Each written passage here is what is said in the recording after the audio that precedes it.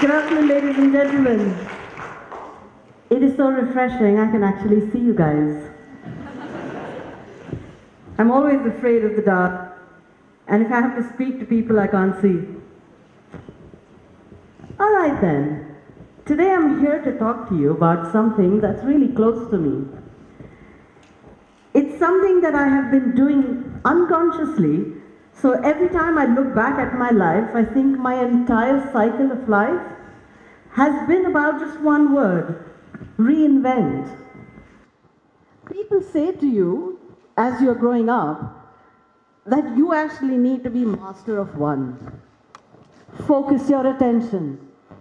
Find out something that you can actually excel at, and just do that one thing and become that master. But along the way I realized that Jack was probably a sensible guy. You can actually be master of more than one. As long as you find the passion to love what you do, you can actually excel at more than one thing. I started out wanting to be a vet. I studied science because I thought without it, I can't become a vet. I hated mathematics, but I learned to crack it just because I knew I had to complete my 12th with science if I wanted to become a veterinary surgeon. That was my plan A. There was no plan B. And just when I thought I had it figured out, I even got admission in the college. Suddenly, there's this little conference in my house with the family doctor, and he looks at my parents and says, "Are you guys nuts? You actually want to let her go out and become a vet? She's got allergies. She'll probably spend more time in the hospital than the animals will." So the family came up with plan B. They said, "Well, I don't know what else she can do because this is all she's thought about. The only one thing we know about her, that she's the only one in the family who willingly enters the kitchen when there is guests in the house.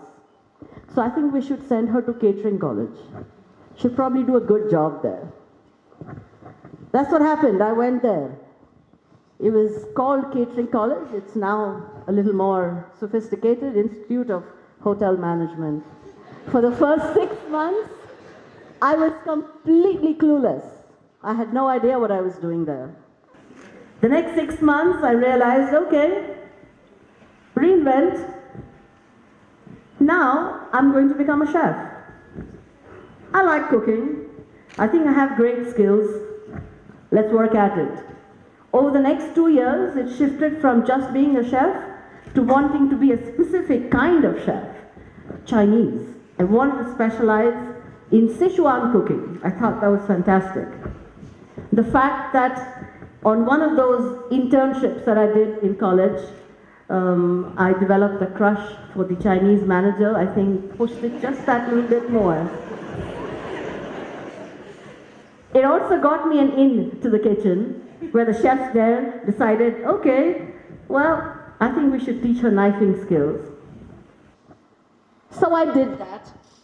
And once I finished college, I got a job as a trainee chef at a big 5-star hotel, where the training manager promised me that if I did 6 months in the main kitchen, I would be transferred to the Chinese kitchen because that's where my passion lay. 9 months later, no sign of the Chinese kitchen. And the fact that all those 9 months, I had to survive the wrath of the main chef in the kitchen. He was an old guy who disliked the fact that there was this one girl in the kitchen who, in his mind, was disrupting the scene. I was a distraction. How on earth I could be a distraction wearing the chef coat and a hat that hid almost everything? But there it was. 9 months later, I decided I've wasted my time. I could have been brilliant by now. Let's get out. Next thing to do, find a Chinese restaurant because there'll be less red tape there, and I might actually be able to work in the kitchen there. So I found one, had a great chef. I went there, no scene. The guy wouldn't even let me near his kitchen. In fact, he thought I was being this over-smart kid from college who thought she knew a little bit about Chinese cuisine. So he sent a message out to the manager saying, if I see her in the kitchen, I will stop sending out orders. So back to the restaurant, I said, what the hell, okay. I'm pretty decent at taking orders and looking after the restaurant in general. All right then. The manager had other plans for me. He said, well, not only are you in charge of the kitchen, in the restaurant, but you're also in charge of the bar. Oops. And not only are you in charge of the bar, you're actually meant to make the drinks on the menu and send them out as well. Wow. I thought to myself, dear God.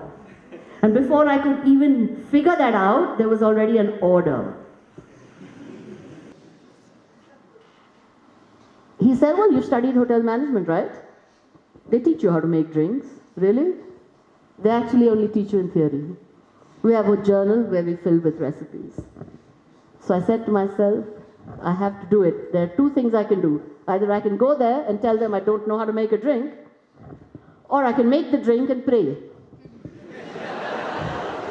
I made the drink and I prayed. Lucky for me, he liked it and ordered another one. I didn't want to take any more chances. That was the day I decided I have to now start studying all over again. And I found a book, read it page to page, and transferred every energy that I had for the kitchen into the bar. That was reinvention one more time. I thought of it at that point of time as making choices or not having any.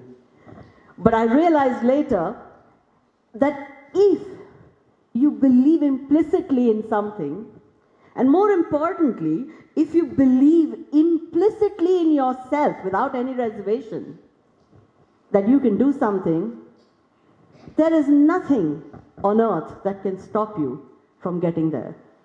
I wanted to be a vet. I graduated being a chef. Went on to become a bartender. Learned how to manage the restaurant. And then realized over a period of time that if you build your knowledge, because that is what gives you the power to do almost anything you want, and take that one passion that you had, turn it around, and then look at it from multiple angles. And over that time, from every break that I took, I looked at it from another angle. I had a baby. I decided I should take a break. If I've had a kid, maybe I should learn to look after the kid. But what do you do after so many nappies and so much baby food? You go crazy, right? I learned how to write. I knew about alcohol, right? I knew about beverages, I knew about wines, I knew about spirits, I had built up my knowledge. I knew how to mix a drink or two or five. I thought, maybe I should tell people about it, because I now have friends who'd ask me millions of questions on why this, how that, how should I drink, how should I not? And so I started writing. I started writing for a mainstream journal. I started then writing for the trade journals on educating other people in the business on how to do their jobs better. You can learn to do that because I knew the subject, and therefore you can look at it from different angles. But reinvention is what you do. You reinvent yourself over and over again by doing things and looking at it completely differently, and most importantly, believing that that is the way to go. Then I learned how to teach. All that knowledge, where is it going to go? If you don't share, what's the point? But if you share, you learn more, because I have kids like you who ask me multiple questions. Sometimes I'm not prepared for them. I also have to think like you. Because if I don't think like you, I'm not ever going to reach you. And to build the confidence in young people, to recognize that they have their doubts. And if I were to say this to you, how many of you tend to doubt yourselves, tend to believe that, no, I don't think I can do this, or it's about luck and karma? Every time I meet people who think about it in these forms, and I think it's ridiculous. If you ask yourself this one question, if I want something badly enough, will I be able to get it? I can think of it in many other ways. Interpret it in any way you want. How many of you have wanted a girl who was unavailable, or the reverse? Either or, okay? I'm not biased. And then set out and planned, and then got that very unavailable person. The fact that you didn't know what to do with that person after you got her or him, well, that's another story altogether. But the point is, when you set out to do something, but you want that something really badly, nothing can stop you. And that's what you need to do with your life. Reinvent yourself at every point. Every time you stumble, that's when you realize your strength. 2 days in the Himalayas in Dharamshala reminded me of it. You look at the mountains right there. There's snow. You're freezing to death. You realize that you adapt to that terrible cold and you find strength that you never knew you had. I used to tell my people that when you make a great cocktail, it's great if it's cold to the point of brief anesthesia. Then I turned out the tap in the bathroom sink and I put my hands there. I truly understood the meaning of to the point of brief anesthesia.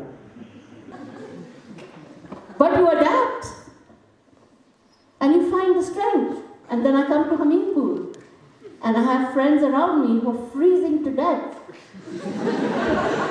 And I'm standing in the balcony in a shirt, not even with a jacket, thinking, oh my God.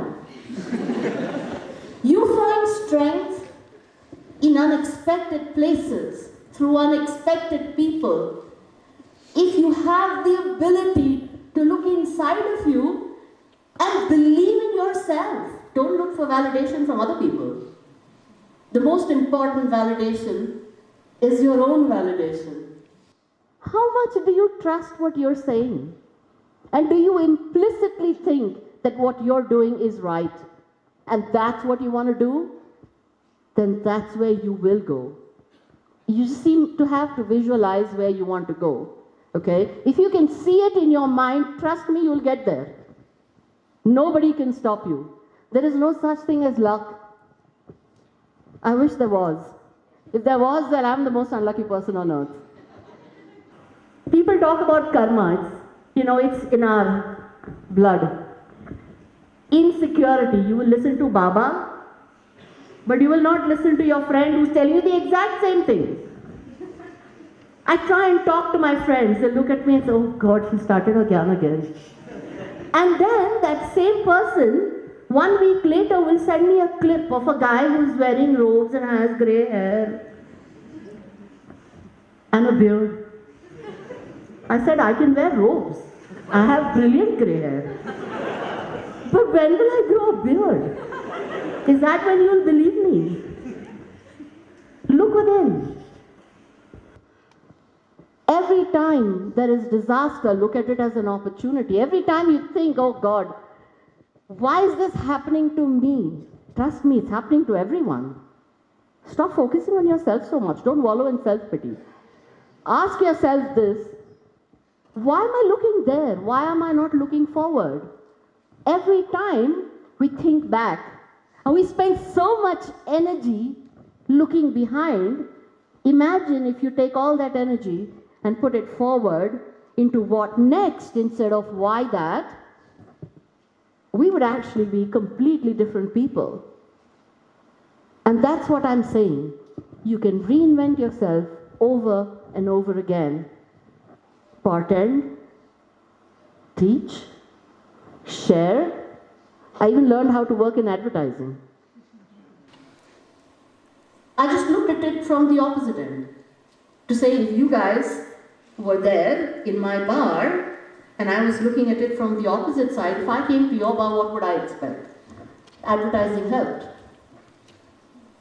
So all of these little things only say one thing, that at every stage, if you have a passion for something, if you believe in it implicitly, you can get there. It doesn't matter what it is. I know so many people who've done chemical engineering. and managed finance. I had a brother who did aeronautical engineering and then he wrote code. I'm saying you can do anything you want. It doesn't matter. It is not necessary that it will come to you today. Maybe 5 years down the line, one of you guys might decide to become a bartender. Or a winemaker.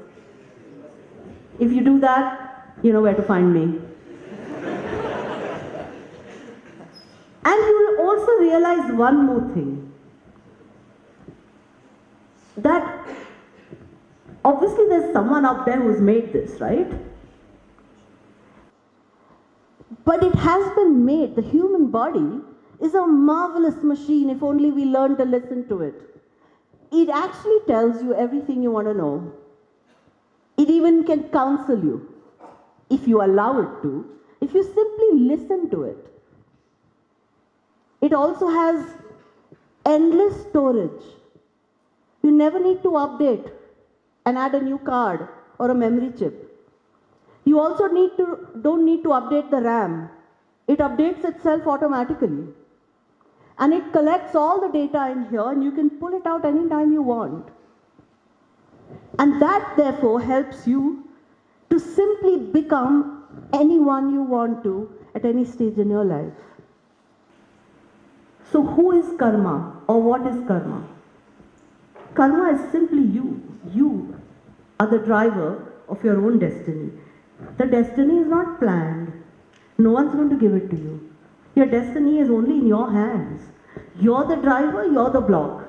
The minute you realize that, you'll know that that's the path you want to take and you will get there irrespective, in spite and because of any circumstance that you might be surrounded by. Don't be upset when you have to put some things on hold because this is not the time. It's pretty cool. I'm saying don't write it off. Just put it on hold. Which means that 2 years later, you will still be able to go back to it and do it. There is going to be change. Change is constant. There's nothing we can do about change. Okay? It's going to happen. And the faster we get used to that, use the change to change who you are, to reinvent yourself, and to find another angle to what you're good at. I think if we can do that, we'd be brilliant. And you can be brilliant at A, B, C, and D, all four. And if I can do it, I promise you, anybody can. If bartending could have taught me this, sheesh, you guys are here at NIT Hamirpur. Imagine that. But it's a journey, my journey. I call it spiritual sweat. Because I was surrounded by the spirits, they did make me sweat. We worked really long hours. And all those long hours taught you things that you'd never imagine. It taught me to become a person that I wouldn't have imagined.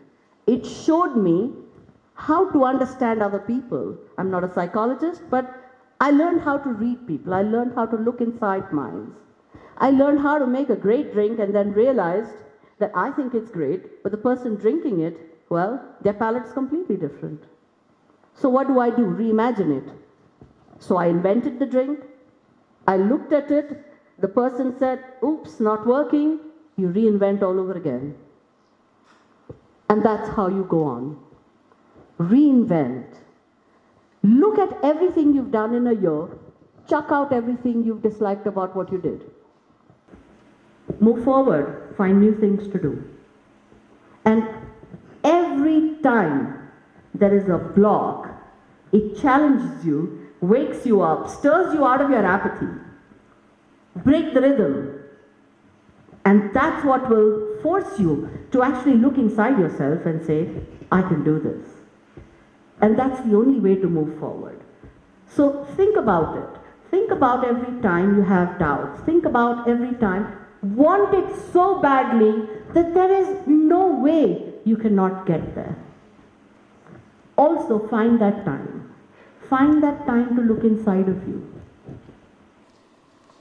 If you find that little time to look inside, then that's when you'll realize that that's the best way to introspect a little bit, and it'll allow you to breathe a little, and that's my solution to everything. Take a deep breath, and then let it go. So find that spirit that's inside you. I found it in my glass first, and then I found it in my soul. And then I went out and did things. And I began by wanting to heal animals. Went on and realized I was still healing animals. Just of another kind. But in that progress that I made from actual animals to human animals, I also found time to heal myself and find my spirit. Because when you look inside and you find your spirit, that's when it allows you to become the person that you want to be, and allows you to go there and say, this is me. Take it or leave it. If you take it, I will be there for you forever. If you leave it, your loss, not mine. Thank you very much.